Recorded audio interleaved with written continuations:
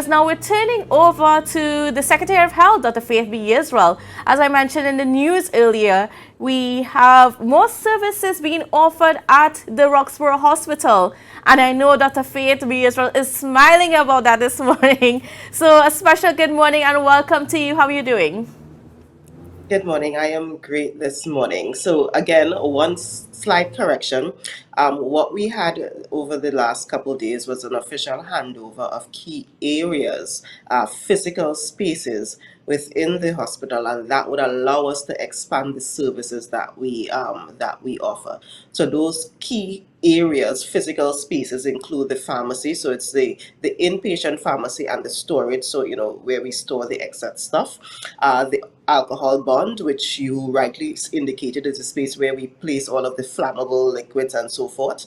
The oxygen concentrator, which is critical because that is necessary to fill the oxygen tanks that we can use in the hospital, but we can also use in other spaces, so we can transport them to other facilities, possibly even have external individuals have their tanks filled.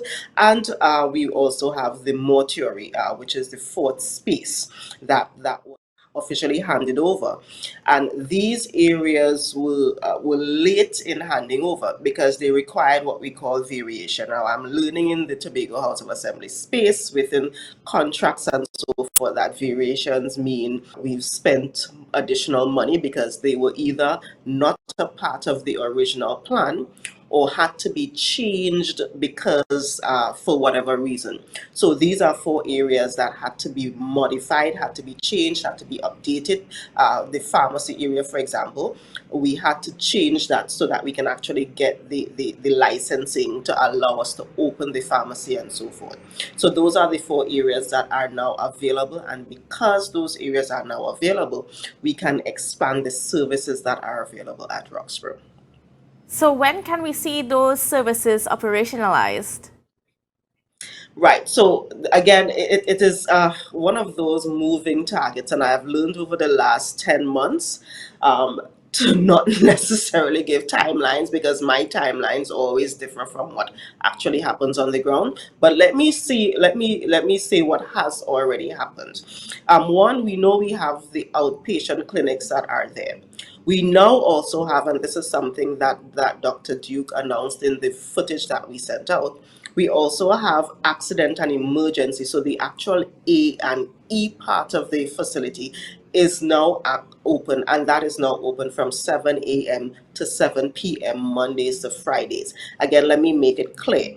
If you need A&E services on the weekends, you still cannot get that at the hospital just yet. It's only Monday to Fridays from 7 a.m. to 7 p.m. But we have a cadre of young, up and coming doctors and so forth that are there that are doing a great job. Doctors, nurses, the entire works that's doing a great job. We need to continue the process of hiring some of the specialists that are required to actually have all of the inpatient services. So that process is currently happening at the TRHA, where all of the specialists are being interviewed and they're waiting for their contracts and so forth. I am hoping that within a month or so, we would be able to say, yes, we have inpatient services available at the hospital. But I said that several months ago, and it has not happened yet because we've had all of these delays with like the pharmacy area and that kind of thing. So it is one of those things that when we are ready, we will make an official announcement. But we are now one step closer to that being a reality. What other handing over, what are spaces that you guys need to be able to acquire in order to have that hospital as that 24-hour serviced hospital? Well, right now, what we really need is the personnel to get it running. We do have the spaces that are available. We've gone through the process of modifying quite a bit of it to ensure that it meets the minimum standards required by the chief pharmacist, for example, and so forth. So right now, what we are working on is really getting the people, the manpower to then roll out these services. And hopefully that happens within the next couple of weeks, and we can do that within the next month or so.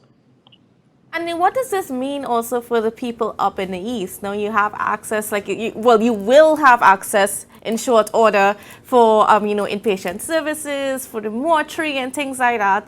I mean, what does it do for healthcare in the east? Well, it actually provides quality healthcare. We've been getting compliments from individuals who are in Roxborough, Speyside also, and instead of having to come all the way down to town, not even to town, but to Signal Hill, they are getting really good quality care at the Roxborough Health Facility, which is an amazing space. It's an amazing feat for the people of the East. I know we also recognize that over the last couple weeks or weekends, we've been having really, really heavy rains. We've been seeing all of those landslides and so forth happening. But we were fortunate enough to have a health facility in the east so that if anything happened and the east was cut off from the west, in essence, we could still provide the kind of care that is necessary for those living on that side. So it's an opportunity to bring quality healthcare, but it's also an opportunity to bring back activities to the east because we now have, for example, the doctors and nurses and so forth who are working in Roxborough. They are now trying to find apartments in Roxborough, in the neighboring villages. They now have to eat in the area. They now have to recreate in the area. So the entire area develops because we now have this kind of activity that resounds in economic activity as well for the neighboring community. So it's a benefit all around. And I know since over the past few months, you guys have been offering some outpatient services in terms of dialysis and that sort of thing. Now, how has that services how has it been? Those have actually been going very well.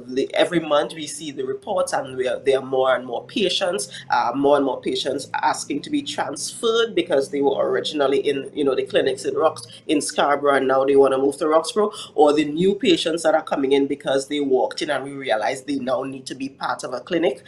So those numbers have actually been going up significantly. It's important to note also that the cataract surgeries that we will start very, very soon, those actually are also going to happen at the Roxborough Health Facility because the facility is there and is able to provide that kind of service. So again, it's an overall benefit for the people in the East, but I would say a benefit for all of Tobago.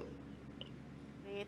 Well, thank you so much, Dr. Faith B. Israel, for being with us and giving us a little perspective on what's happening in Roxborough. And we need to do a second edition of that tour of the Roxborough Hospital. Yes, yes, certainly. When we are ready when we are finally at the point of saying yes, the entire facility is open, we would definitely invite you guys to come back to do another tour. Hopefully, we'll be the first ones that you give that to.